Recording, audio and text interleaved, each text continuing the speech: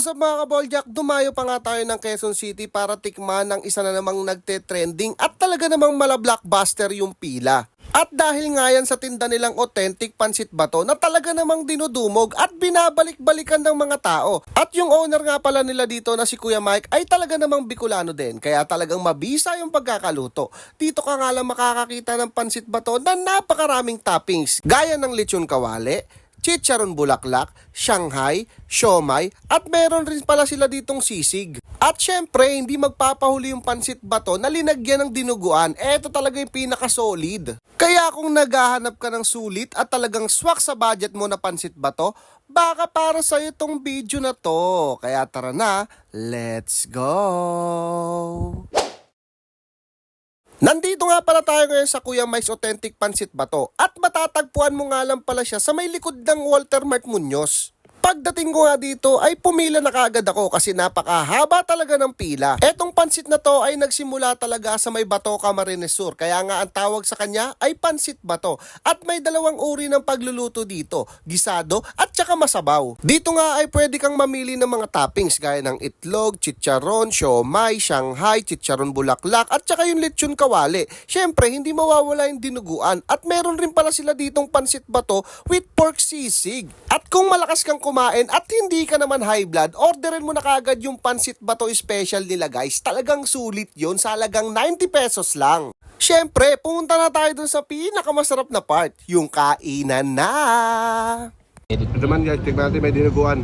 Pansit bato, tas may dinuguan. Boss, first bite ka na dyan, oh. First bite bar. Ito oh, may dinuguan oh. Oh, ito naman, men. Masarap talaga pansit bato pag may suka. Yan talaga nagpapalasa dyan eh. First bite.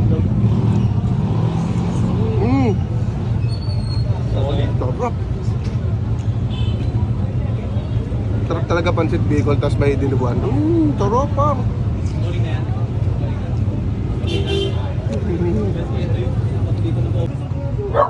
Suka. Ay. Talaga mo bisa basta pansit bato bar.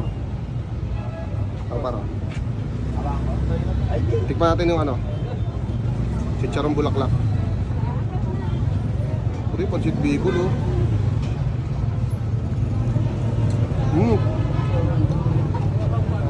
Iba talaga pag nagluluto yung mga taga ano, Bicol. Solid. Tikman natin Shanghai. Galing birthday yan. Abdem.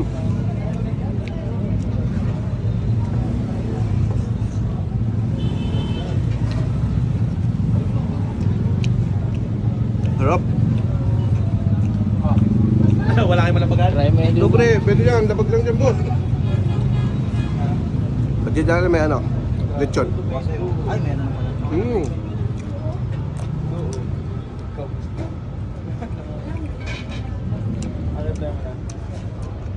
Crunchy pa.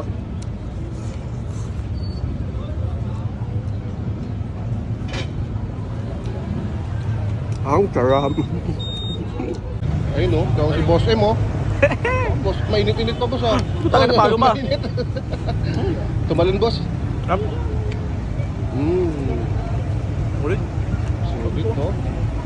Saka natin si Kevin, ayun oh. Baka Kevin yan. Eh. Solve na naman. Sarap. Special yung pre, dami nyo no.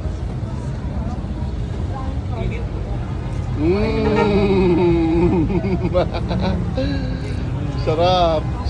Para sa akin, napaka-solid talaga ng pansit bato, lalo na pag Bicolano mismo yung gagawa. Talagang malasa, masarap, at talagang babalik-balikan mo. Kaya kung ikaw ay dadayo dito, habaan mo yung pasensya mo kasi mahaba din yung pila. Kaya kita-kits ulit tayo sa susunod na video. Bye-bye!